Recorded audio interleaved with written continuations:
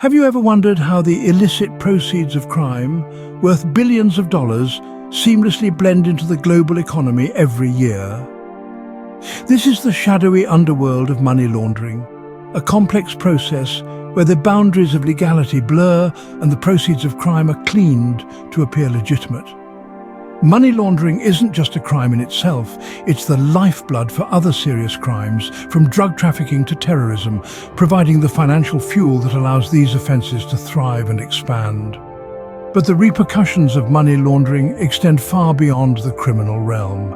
It can destabilize economies, cause financial crises, and even undermine democracies.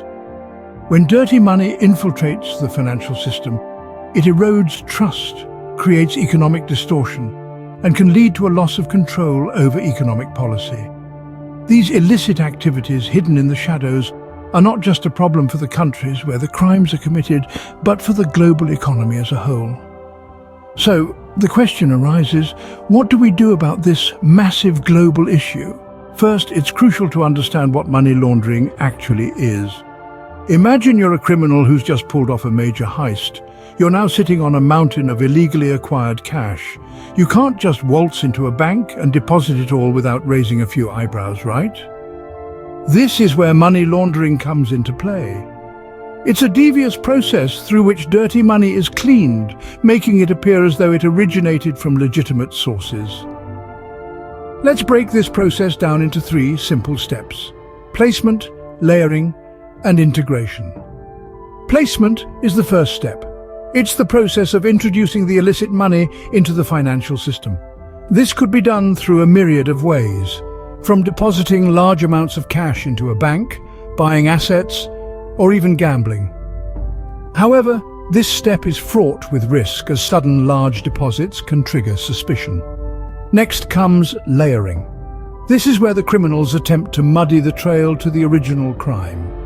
They do this through a series of complex transactions, often bouncing money around various accounts, across different banks and even countries. The goal is to make the money's origin as hard to trace as possible. Finally, we have integration. This is the final stage, where the laundered money is returned to the criminal, now appearing as legitimate funds. This could be through the purchase of property, investment in legitimate businesses, or other means that make the money appear as legal earnings. So, you see, money laundering is like a magic trick. It's all about illusion and misdirection. It's about making the illegal appear legal, the dirty appear clean. But just like any magic trick, once you know how it's done, it loses its mystique. Now that we know what money laundering is, let's delve into how we can combat it. Enter the world of anti-money laundering, also known as AML. AML is the umbrella term for the policies, laws and tools designed to help detect and deter money laundering. These measures are crucial in the fight against this insidious crime, as they provide the means to spot, report and halt suspicious activities. AML tools include transaction monitoring systems that track patterns and flag anomalies, and know your customer procedures, which require financial institutions to verify the identity of their clients. These measures are designed to make it significantly harder for criminals to hide their ill-gotten gains within the legitimate financial system. But it's not just about catching culprits, it's about prevention too. AML measures also aim to deter potential money launderers by making the risk far greater than the reward. However, AML is not just a domestic issue, it requires global cooperation. In this interconnected world, no country can fight money laundering alone. Indeed, the battle against this financial malfeasance has evolved into a global crusade. The necessity of international cooperation in anti-money laundering, or AML, cannot be overstated. The contemporary world is woven together by a complex web of financial transactions, making it crucial for nations to unite in their efforts to combat illicit money flows.